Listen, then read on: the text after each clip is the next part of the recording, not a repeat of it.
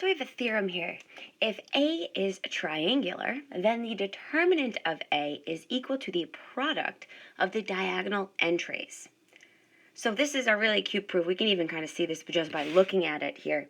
So we'll start by thinking about or letting A be some n by n triangular matrix. And so we have here are our diagonal entries. And all zeros below, so I have an upper triangular matrix. And the goal is to show that the determinant of this matrix is the product of those diagonal entries. All right, so we need to compute the determinant.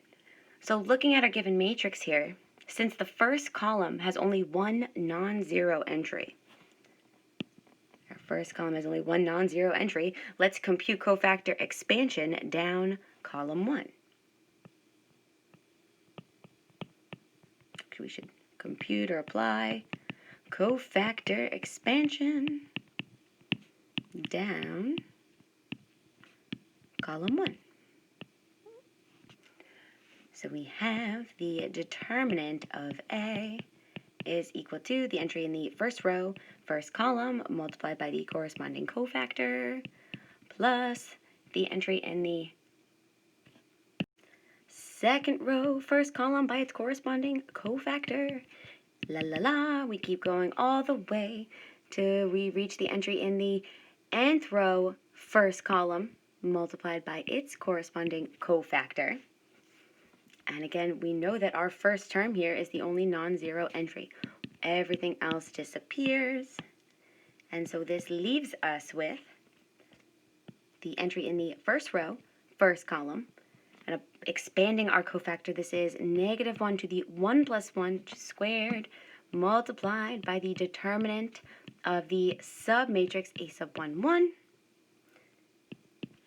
And so we're left here with A sub 1, 1 multiplied by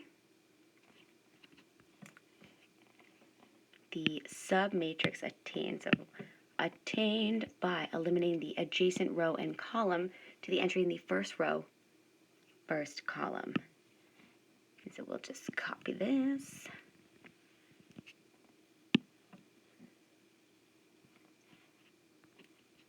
And just don't forget, we still need to take the determinant of this. Right, so this is the determinant of that submatrix A sub 1, 1.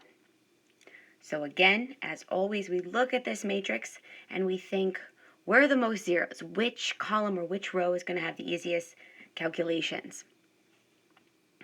So going along the same lines as we did with our first case here, I'm looking at the first column.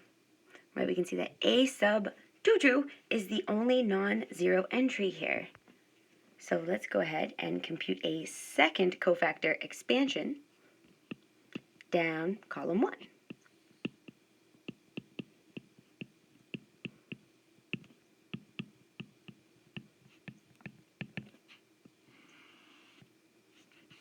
So we have that the determinant of matrix A, don't forget the entry A sub 1, 1 out in front, and we are going to multiply this by the entry A sub 2, 2 multiplied by its corresponding cofactor,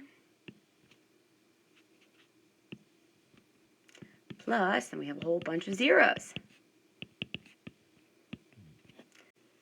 So let's give ourselves a little bit more room here.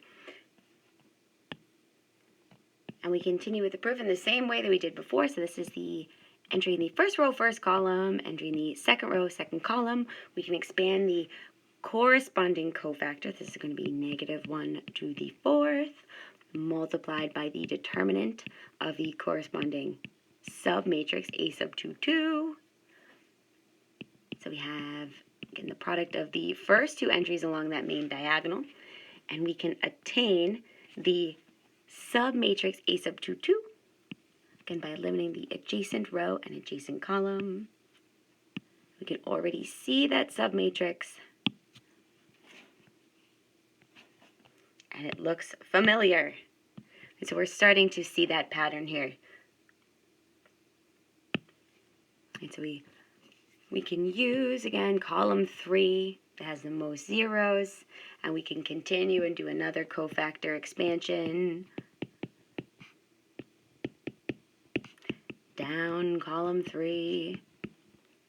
And we continue in this manner all the way down until we realize, hey, we're multiplying the entries along the main diagonal. So a little bit of a cheeky proof here for you, but it's so easy to see. Like, this is a nice and intuitive proof here. If we continue, and if you don't see it, do a couple more cofactor expansions, and eventually you'll realize that if a matrix, if an n by n matrix is triangular, then it is equal to the product of the entries along the main diagonal.